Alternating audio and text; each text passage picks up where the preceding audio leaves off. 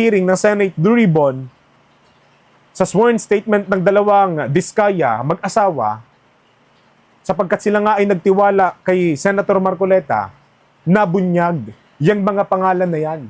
Maski yung pangalan ni Senator o ni Speaker Romualdez nabanggit, pati nung Zaldico. Bagay na alam naman na ng mga kababayan natin na talagang merong kinalaman niyang si Zaldico sa usapin na yan. Tapos magkakaroon bigla ng balasahan o ng pagbabago sa leadership, sa liderato. Mga kababayan, hindi pa naman po kumpirmado na ito ay mangyayari. Pero maaari, posible. Kung nakaupo na ngayon si Senator Soto bilang Senate President at bilang Senate President pro tempore si Senator Lacson, hindi malabong palitan nila si Senator Rodante Marcoleta. At ang kanilang ilalagay nga ay si Senator Ping Lacson. Hindi ko sinabing kumpirmado na to. Pero ang sinasabi natin, may posibilidad na ganon. Bakit? Tatandaan ninyo nung mga nakaraang linggo, etong si Senator Soto at si Senator Lacson, sa suporta na rin ni Senator Kiko Pangilinan, sila po yung nagnanais na magtayo ng bukod na grupo ng investigasyon dyan sa flood control projects anomaly. Magandang araw po sa inyo, mga ka-reaction by. Ako po si Reaction by. Ito po mga ka-reaction, sabay-sabay po nating panoorin at sabayan nating reaksyonan sa comment section. Alright, panoorin natin ito mga ka-reaction at mag-comment kayo sa comment section. At huwag niyo pong kalimutang mag-subscribe, mag-like at mag-share. I am not Filipino for nothing. Ayan, at mahalin po natin ang sarili nating bayang Pilipinas. Pagbati po mga kababayan, patuloy po kayong nakikinig sa tinig ng karunungan. Mga kababayan, napakaingay ng isang balita na ngayon po ay pinag-uusapan sa iba't ibang social media platforms ng ating mga kababayan. Ito po ay tungkol sa isang impormasyon di umano na tatanggalin na raw po si Senator Rodante Marcoleta bilang chairman ng Senate Blue Ribbon Committee. At ang papalit daw po ay si Senator Panfilo Ping Lacson. Mga kababayan, kanina po kasi habang isinasagawa ang ikatlong pagdinig ukol nga sa pag-iimbestiga ng Blue Ribbon dyan sa anomalya sa flood control projects na pinangangasiwaan po ni Senator Rodante Marcoleta, abay sumabay ang biglaan na lamang palitan ng Senate President. Nagulat na lang po ang ilan sa mga senador natin na nagkaroon bigla ng botohan habang umaandar yung investigasyon ng komite ni Senator Rodante Marcoleta. Maski nga si Senator Jinggoy, nagulat po. Habang sila ay nandun sa pagdinig, nagkaroon na pala ng botohan. Kaya kung di kami nagkakamali ay 15 lang po ang bumoto at 10 po sa mga senador ay hindi po nakaboto. Kasama na po dyan si Senator Rodante Marcoleta dahil nga po pinangangasiwaan niya ang hearing kanina sa Senate Blue Ribbon Committee. Dito pa lang, may naaamoy na tayo mga kababayan Para bagang mayroon silang niluluto. Ang dami pong mga kababayan natin ang nagulat. Bakit ganun ang nangyayari? Bakit para bagang ang palitan dyan parang palit ka lang ng sapatos, hindi mo na nagustuhan yung isa o di kaya sumikip na, pinalitan mo na kagad. Tapos ang siste pa, hindi man lang nakuha yung bahagi o yung boto nung 9 na senador. Hindi po natin alam kung yun bang 9 na senador na yon hindi nakaboto dahil sa biglaan nga yung naging botohan, tapos ay hindi naabisuhan yung iba sa kanila, kagaya ng nangyari nga po dito kay Senator Jinggoy at kay Senator Marcoleta. Pagkatapos ng hearing ng Senate Blue Ribbon, doon lang bigla nagkaalaman na, meron na palang bagong Senate President. At dyan po, sa pagbabago na yan ay nagkaroon nga ng new Senate leadership. Ang Senate President po mula kay Senator Cheese, gaya nga po ng nalalaman na ninyo, si Senator Vicente Tito Soto III na po ulit ang nakaupo. Ang bagong Senate President pro tempore ay si Senator Panfilo Ping Lacson at ang Senate Majority Leader na po ay si Senator Juan Miguel Migs Subiri. Yan po ang tatlong bagong mga mangangasiwa ng Senado. Ngayon, mga kababayan, isang post po ang kanina ay talaga namang nag-viral dahil nga sa isang impormasyon na ikinagagalit ng marami sa atin.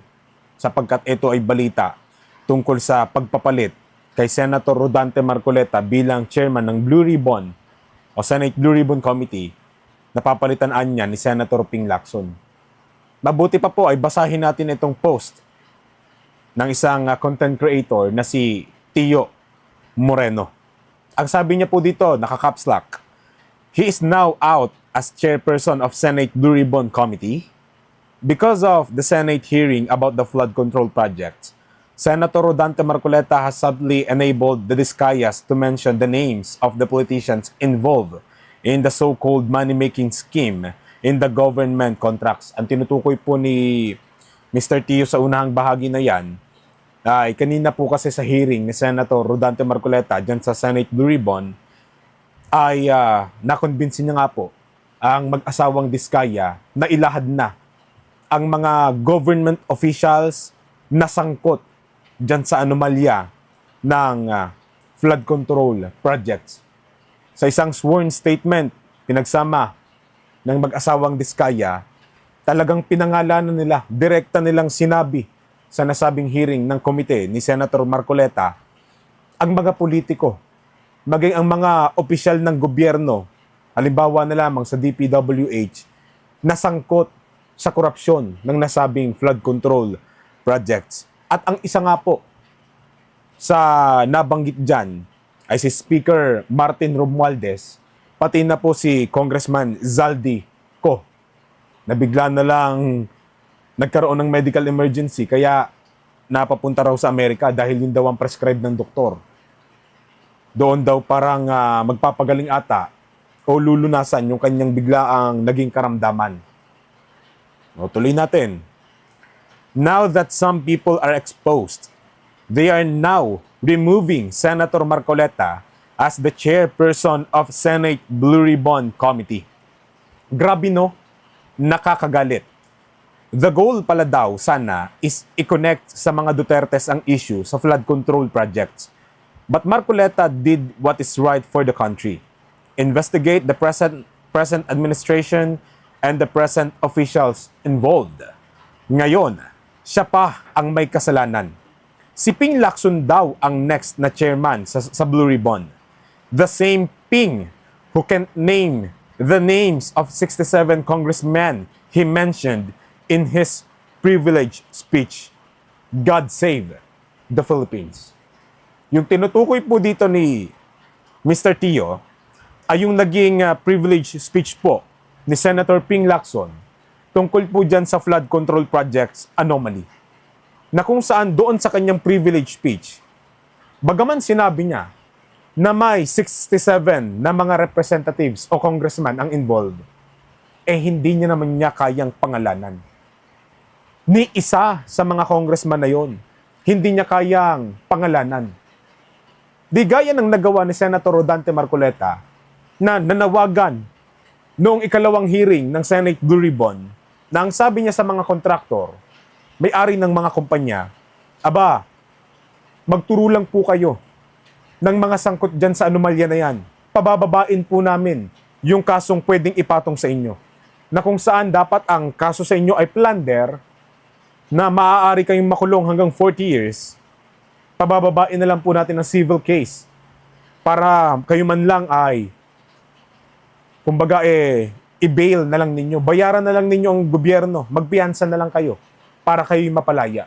Sapagkat naniniwala nga si Senator Marcoleta, yung mga kumpanya na yon, hindi sila yung pinaka-guilty dyan sa anomalya na yan, kundi meron pang higit na dapat na managot. Pero anong ginawa ni Senator Ping Lacson nung privilege speech niya? Meron siyang sinabi na 67 na congressman, pero hindi man lang inalam o hindi man lang sinabi yung pagkakakilanlan, bagay na nagawa ni Senator Rodante Marcoleta ng kanyang pakiusapan yung mga kontraktor. Na kanina nga po sa hearing ng Senate Blue Ribbon, sa sworn statement ng dalawang diskaya, mag-asawa, sapagkat sila nga ay nagtiwala kay Senator Marcoleta, nabunyag yung mga pangalan na yan. Maski yung pangalan ni Senator o ni Speaker Romualdez nabanggit, pati nung Zaldico.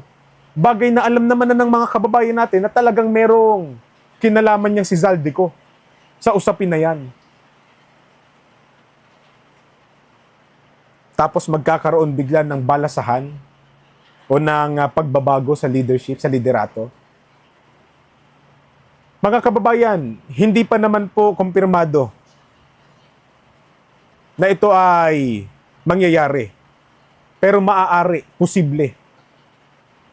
Kung nakaupo na ngayon si Senator Soto bilang Senate President at bilang Senate President pro tempore si Senator Lacson, hindi malabong palitan nila si Senator Rodante Marcoleta at ang kanilang ilalagay nga ay si Senator Ping Lacson. Hindi ko sinabing kumpirmado na to, pero ang sinasabi natin, may posibilidad na ganon. Bakit? Tatandaan ninyo nung mga nakaraang linggo, etong si Senator Soto at si Senator Lacson, sa suporta na rin ni Senator Kiko Pangilinan, sila po yung nagnanais na magtayo ng bukod na grupo ng investigasyon dyan sa flood control projects anomaly. Tandaan ninyo si Senator Kiko Pangilinan na nag-apply dyan sa Blue Ribbon para maging miyembro, hindi naman sumuporta pero nakasuporta doon sa bukod na grupo na nais isulong ni Senator Soto pati ni Senator Lacson. Sabi ko nga, bagaman may pagpapatibay yan ng Senate bill, yung bukod na grupo na yan na nais isulong ni Senator Soto at Senator Lacson, etong Senate Blue Ribbon Committee, ang pinaka-major committee na ang mandato ay mag-imbestiga dyan sa nasabing proyekto na yan. Bakit ninyo pangungunahan? At in-expose din ni Mr. Ben na may nakausap siyang dating opisyal ng ombudsman na talagang napakataas na yung Independent People's Commission hindi pwedeng sumabay sa Senate Blue Ribbon Committee sa pag-iimbestiga nila dyan sa flood control projects anomaly. Ngayon na bumibigat na yung nalalaman ng taong bayan. Ngayon na unti-unti nang bumubukas, sumisilay ang liwanag sa kalangitan para malaman natin sino ba talaga ang nananagot dyan sa flood control projects na yan. Biglang magkakaroon ng ganitong pagbabago. Kaya mga kababayan, kapag ka ang bagay na ito nangyari, kapag ka si Senator Lacson pinalitan si Senator Marcoleta bilang chairman ng Blue Ribbon Committee, alam na ninyo ang pinakapakay niyan. Bakit ko nasabi yun? Napakaganda ng takbo ngayon ng nagiging investigasyon ng Senate Blue Ribbon Committee sa pangangasiwa, uulitin ko, sa pangangasiwa ni Senator Rodante Marcoleta. Kapag ka pinalitan nyo yan, isa lang ibig sabihin nun. Ayaw nyo sa nangyayaring resulta ng pag-iimbestiga ng Senate Blue Ribbon sa pangangasiwa ni Rodante Marcoleta. Ayaw talaga ninyong lumabas ang katotohanan, ang buong katotohanan para maliwanagan ang sambayan ng Pilipino. Isa lang ang ibig sabihin niyan. Meron talaga kayong pansariling agenda, pansariling interes na nais ninyong makuha. Kaya kahit pa maganda ng takbo ng Senate Blue Ribbon sa kamay ni Senator Marcoleta, nais pa rin ninyong palitan? Kasi mga kababayan, totoo po, na kahit na Senate President pro tempore na itong si Senator Lacson, pwede pa rin po siyang maging chairman ng Senate Blue Ribbon Committee. Ang tanong, anong mangyayari? kapag pinalitan ka o kapag pinalitan ni Senator Lacson si Senator Marcoleta. Sabi ko nga, napakalaking posibilidad na mangyari to. Dahil hinahangad naman talaga nila nung mga nakaraang linggo pa na imbestigahan niyang flood control projects sa bukod na grupo. Ngayon na nakikita nila na yung bukod na grupo na yon ay para bagang malabo sa paningin ng mga opisyal ng gobyerno at sa paningin din ng mga tao at ng sambayan ng Pilipino ay malabong umubra. Kasi nga, may mga nagsasabi, kaya lang naman nila itatayo yan para agawin yung spotlight. Dahil pangalan ni Marcoleta ngayon ang matunog dahil nasa Blue Ribbon Committee. O itignan natin kung papalitan nyo si Marcoleta. Kung magiging highlight pa rin kayo. Bakit? Sasabihin ninyo, ibig bang sabihin, tinig, yung tao na yan, ang pinakasinusundan ng mga kababayan natin at hindi yung pinaka-issue. Hindi. Ang sinasabi ko dito, talagang malaking issue itong flood control projects anomaly. Sumasabay lang din sa katauhan ni Senator Rodante Marcoleta yung spotlight dahil sa katangian niyang ipinapakita sa committee niya. Kaya ang sinasabi ko, na kapag pinalitan niyo si Senator Marcoleta bilang chairman ng Senate Blue Ribbon Committee, tignan natin kung ganun pa rin ang init ng usapin sapagkat titignan natin kung kasing husay ng isang Marcoleta ang papalit sa kanya. Tignan natin kung may kalatoy-latoy ba yung mangyayaring investigasyon o magiging selective. Kasi talagang kanina, ang balak nga ni Senator Jinggoy, putulin yung pagbabasa ng sworn statement ng mga diskaya. Ang sabi niya, Chairman, yung oras natin, ano lang. Bakit hindi na lang tayo pasahan ng kopya ng sworn statement? Bakit kailangan pambasahin? Simple lang. For the records kasi yun. Para marinig ng sambayan ng Pilipino na talagang galing sa bibig ng mga diskaya na ang mga sangkot ng congressman talagang inaamin na nila na merong nananagot ng mga opisyal ng gobyerno dyan. Bagay na hindi nagawa ni Senator Ping Lacson sa kanyang privilege speech. Tignan natin. Mag-aantabay tayo, mga kababayan, sa mga susunod pang mga linggo o sa mga susunod pang araw. Kasi naging mabilis yung palitan ng Senate President Di malabong biglaan na lang ding palitan si Senator Rodante Marcoleta. Ang atin, iisa layunin natin. Mapapanagot. Tunay na mapapanagot yung mga taong sangkot dyan. Wala ni isang pagtatakpan, wala ni isang makakaligtas. Lahat ay dapat managot kung may kaugnayan dyan sa anomalya. Kahit sino ka pa, kahit ano pang posisyon mo. Kaya nananawagan kami, kung meron man po kayong balak na palitan si Senator Rodante Marcoleta dyan sa committee niya bilang chairman, husayan mo. Nakaantabay ang buong Pilipino sa lakas ng loob nyo na palitan ang isang Marcoleta sa kabila ng maayos at napakalaking resulta na nakikita ngayon sa investigasyon sa kanyang pangangasiwa sa nasabing komite. Kasi kung hindi, kami mismo na mga sambayan ng Pilipino ang babalik at babalik mga-question sa inyo sa kaduluduluhan ng investigasyon na yan, lalo na kung meron kayong pagtatakpan. Suportahan natin mga kababayan na patuloy si Senator Marcoleta bilang chairman ng Senate Blue Ribbon Committee. At sa kanya pang lakbayin dyan sa Senado, nakikita natin ang isang katangian na talagang kinakailangan ng gobyerno natin ngayon para mapapanagot ang mga tiwali sa ating bansa. Hanggang sa susunod po na talakayan, paalam.